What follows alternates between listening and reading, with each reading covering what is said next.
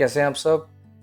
आज मैं आपके सामने फॉर्म ITR-1 सहज जो असेसमेंट ईयर 2020-21 के लिए recently central board of direct taxes यानी CBDT ने इंट्रोड्यूस किया है, उसकी एक झलक पेश करने जा रहा हूँ। ये छोटा सा 2 पेजर फॉर्म है जो बहुत इंपॉर्टेंट है, जिसका एक समरी इंस्ट्रक्शंस भी मैंने बनाई है जो कि मैं दूसरी शीट में दिखाऊंगा आपको अपनी। तो मैं दिखाने की कोशिश कर रहा हूँ यहाँ पे कि कितना आसान फॉर्म है और जो कि लॉन्च हो चुका है, यानी अब आप अपनी ITR भर सकते हैं इसके अंदर। तो लेट्स सी ये फॉर्म क्या कहता है और कौन सी डिटेल इन्फॉर्मेशन मांग रहा है, कौन सी ऐसी इन्फॉर्मेशन है जो अलग और यूनिक इन्फॉर्मेशन है जो पहले वाले फॉर्म्स में नहीं थी। राइट, तो आइए देखते हैं इसके अंदर पार्ट ए, पार्ट बी है। पार्ट ए के अंदर जनरल इन्फॉर्मेशन हैं, वो मैं डिटेल में भी डिस्क्राइब करूंगा आपके साथ। पार्ट बी आप देख पा रहे हैं ग्रॉस टोटल इनकम है, जिसके अंदर सैलरी और हाउस प्रॉपर्टी की इनकम है, अदर सोर्सेज की इनकम भी है, डिडक्शंस आती हैं। ये सिर्फ आपको फॉर्म दिखा रहा हूँ, इसकी डिटेल इंस्ट्रक्शंस में भी आपको पढ़ाऊंगा अपनी इसी वीडियो के अंदर, बने रहे वीडियो के अंदर। ये सिर्फ फॉर्म देखने के लिए कि कितना आसान फॉर्म है। उसके बाद कॉम्प्यूटेशन ऑफ इनकम है, कैसे कैसे इनकम आती है। उसके बाद अदर इन्फॉर्मेशन है कि क्या बैंक डिटेल्स हैं आपकी, क्या एडवांस टैक्स पे किया है आपने, क्या TDS क्लेम किया है आपने। और ये DI एक शेड्यूल आया है, बहुत प्यारा शेड्यूल है ये, जिसके बारे में मैं अभी आपको अपने इंस्ट्रक्शन में बताऊंगा। और फिर एक वेरिफिकेशन आपको करनी है, बस 2 पेजेस छोटा सा फॉर्म है। ITR-1 फॉर्म कोई भी आप घर बैठ के भर सकते हैं और आप चाहें तो किसी की कंसल्टेंसी भी ले सकते हैं प्रोफेशनल की। राइट, अब इस फॉर्म को भरते हुए किन किन बातों का ध्यान रखना चाहिए और कौन ये फॉर्म भर सकता है, लेट्स सी देखते हैं इसके अंदर इसी वीडियो के अंदर। तो मैंने एक इंस्ट्रक्शन बनाने की कोशिश करी है इसके अंदर, और वो क्या है देखिए। ITR फॉर्म सहज पहली बात तो इंडिविजुअल्स भरते हैं जिनको, जो एक रेजिडेंट होते हैं। रेजिडेंट कौन होते हैं इसके लिए एक पूरा का पूरा एक चैप्टर है इनकम टैक्स के अंदर, पर ऑर्डिनरी रेजिडेंट नहीं होने चाहिए, वो नॉट ऑर्डिनरी रेजिडेंट नहीं होने चाहिए, NOR बोलते हैं शॉर्ट में। और जिनकी टोटल इनकम 50 लाख रुपए तक है वही ये फॉर्म भर सकते हैं, इसके अलावा ये फॉर्म नहीं भर सकते।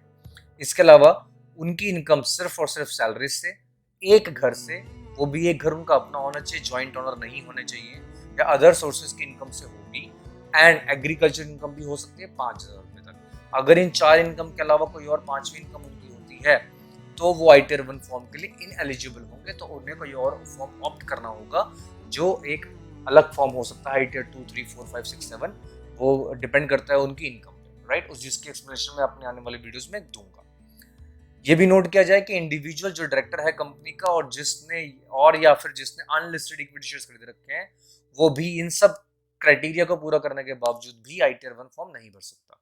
अब मैं एक्सप्लेन कर रहा हूँ ITR-1 को। असेसमेंट ईयर 2021 के लिए बहुत इंपॉर्टेंट असेसमेंट है ये, बहुत देखिए। पार्ट ए जर्नल, जिसके अंदर आपका PAN, name, date of birth, Aadhaar number और आपकी ईमेल नंबर, ईमेल का एड्रेस, फोन नंबर वगैरह भी आएंगे।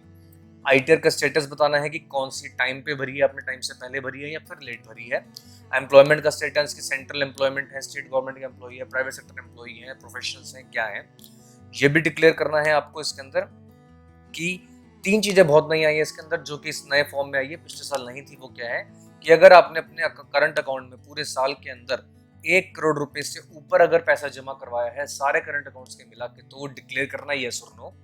अगर आपने फॉरेन एक्सपेंडिचर पे अपने लिए या किसी और के लिए 2 लाख से अधिक खर्च किया है पूरे साल में, तो आपको यस और नो करना है।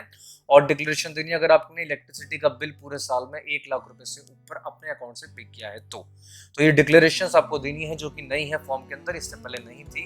ये कुछ बड़े लोगों को ट्रैक करने के लिए डिक्लेरेशन मांगी गई है, जिनको सिर्फ यस और नो में इंडिकेट करना है, आपको क्वांटम एक्सप्लेन नहीं करना होगा।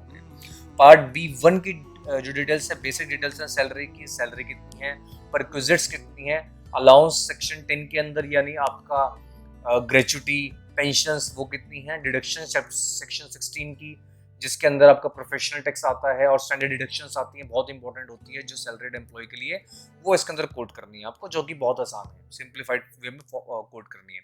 हाउस प्रॉपर्टी की इनकम भी इसमें अगर आपकी है एक घर से, तो उसके अंदर आप डाल सकते हैं। उसमें क्या क्या जाएगी, एक तो हाउस प्रॉपर्टी डिटेल जाएगी कि आपने किराए पे दे रखा है, ठीक है, तो आपकी इनकम हो गई, सेल्फ ऑक्यूपाइड है तो लॉस बुक करेंगे, अगर आपने लोन ले रखा है तो दोनों ही क्राइटेरिया में आप यहाँ पे अपनी इनकम शो कर सकते हैं। इसके अलावा अगर आपने रेंट पे दे रखा है तो रेंट रिसीव कितना है, उसके अगेंस्ट म्यूनिसिपल टैक्सेस कितने पे किए हैं, और अगर आपने उस घर के लिए लोन ले रखा है तो उसका इंटरेस्ट कितना है, subject to limit of 2 lakh rupees यहाँ पे आएगा।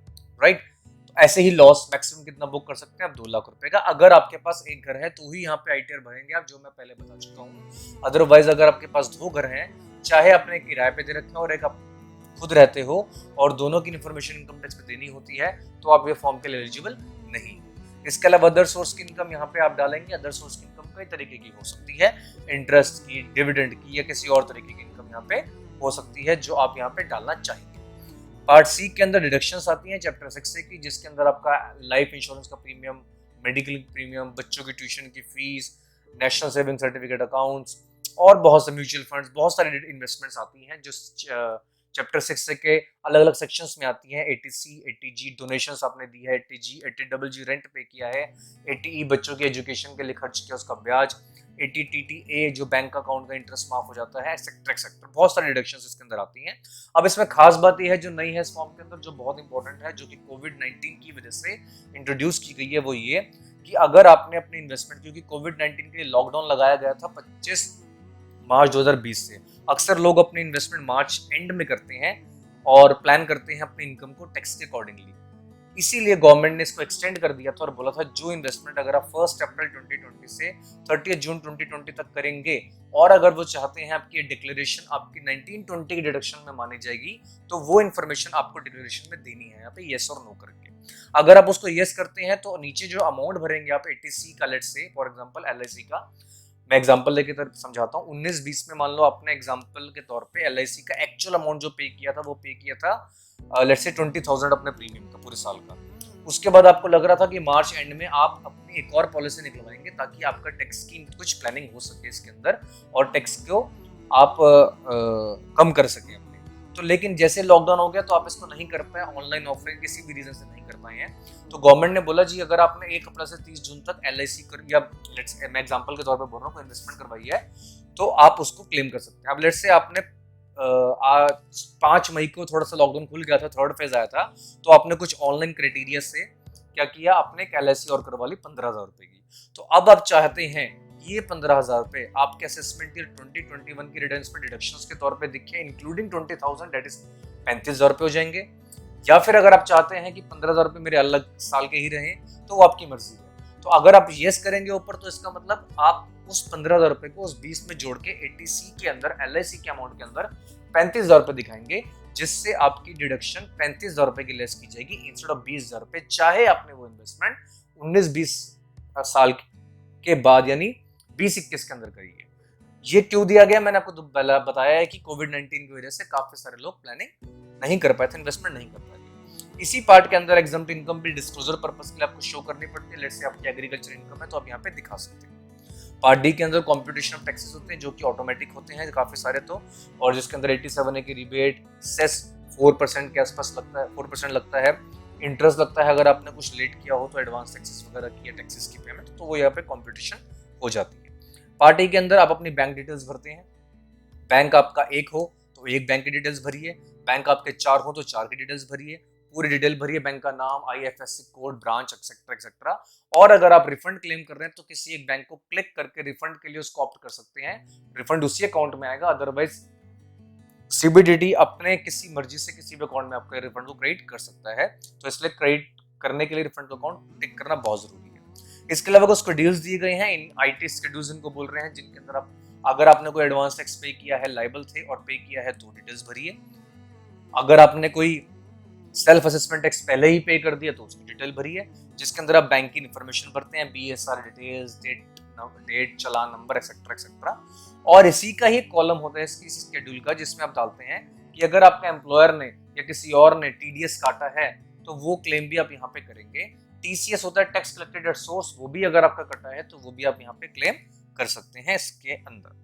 शेड्यूल D1 ये जो नया ऐड हुआ है आईटीआर 1 के अंदर, पहले नहीं था और जो मैं ऊपर एक्सप्लेन कर चुका हूँ।